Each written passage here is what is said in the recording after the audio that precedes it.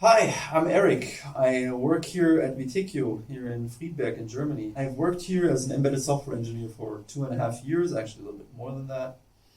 And really, I'm a more hardware-oriented guy. So with embedded systems, sometimes it's necessary to work directly with hardware.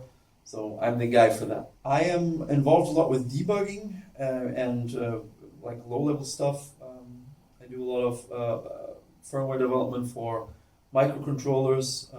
I've dealt with several different platforms. I would really describe it as slightly above low level is what I specialize in. I've been involved with debugging and development on NXP IMX platforms, TIO map.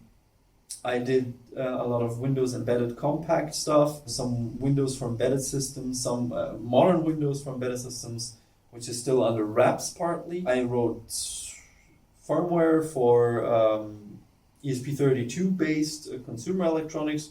So definitely that's something that sets it apart maybe from some of the more established low level or embedded systems companies that you find here in Germany, in that it's really diverse and really dynamic and also really modern in a way, where in other sectors here in Germany, you might not expect that.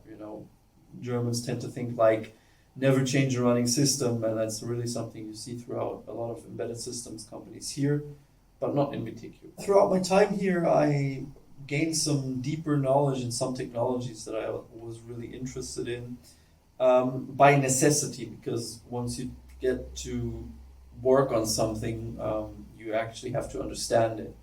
So that includes research and ramping up on those particular subjects. We have regular scheduled meetings, daily meetings with regards to our projects among ourselves.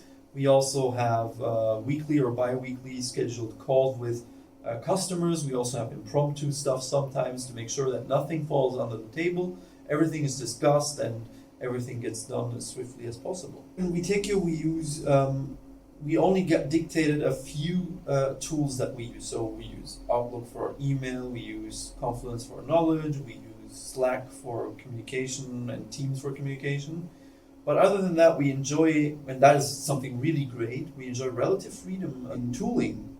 I use VS Code for most of my development and text editing, sometimes Genie or whatever I see fit. Other people might use Sublime Text, or if you're that kind of person, you can use VI. Some people use Windows as their daily drivers. Some people use Linux.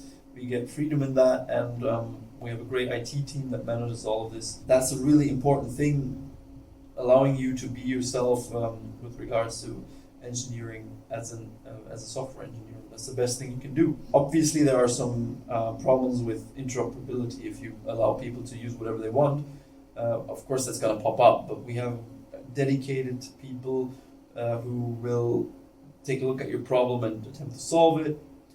We've got a knowledge base on Confluence. We've got, if we find a solution for something, we communicate it and help other people in need. So it's a really nice experience there.